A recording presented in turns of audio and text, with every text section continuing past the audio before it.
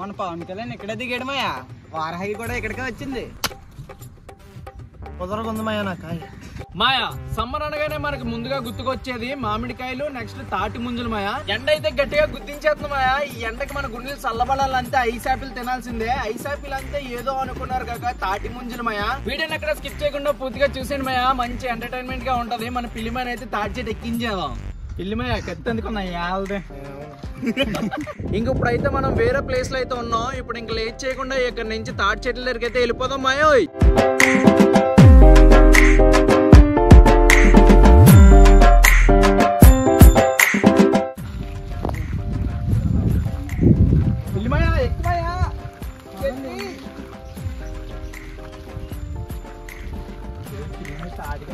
ఇక్కడ చాలా తాటి చెట్లు ఉన్నాయి మాయా.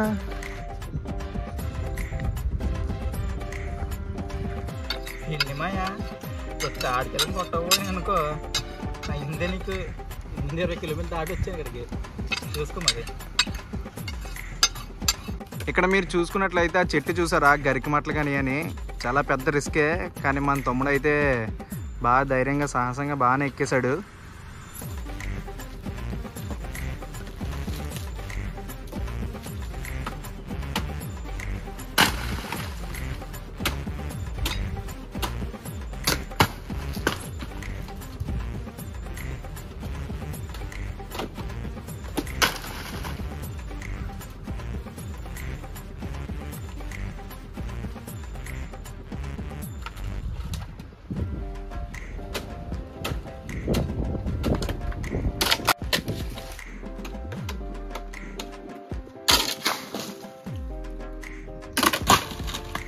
ఇప్పుడైతే మన చెట్టు మీద ఉన్న ప్రతి గెల అయితే తమ్ముడు దించేశాడు. ఒకసారి చూసుకోవచ్చు.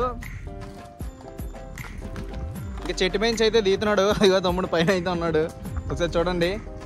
చాలా రిస్క్ చేసి అయితే మనకైతే తాటికెళ్ళి తెంపారు.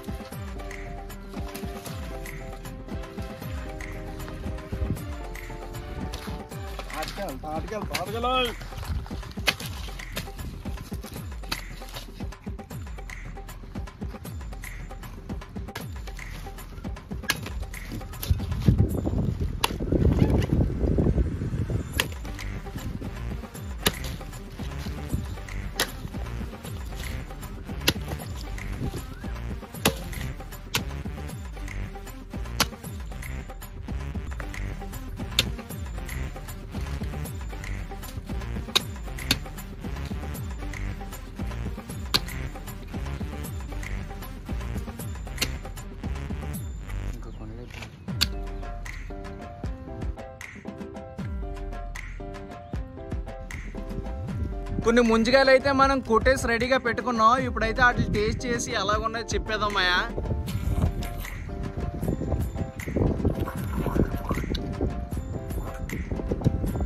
ముంచేది చల్ల అదుగు ఉంది అబ్బాయి. చల్లదనం చేసేస్తుంది ఎండకే.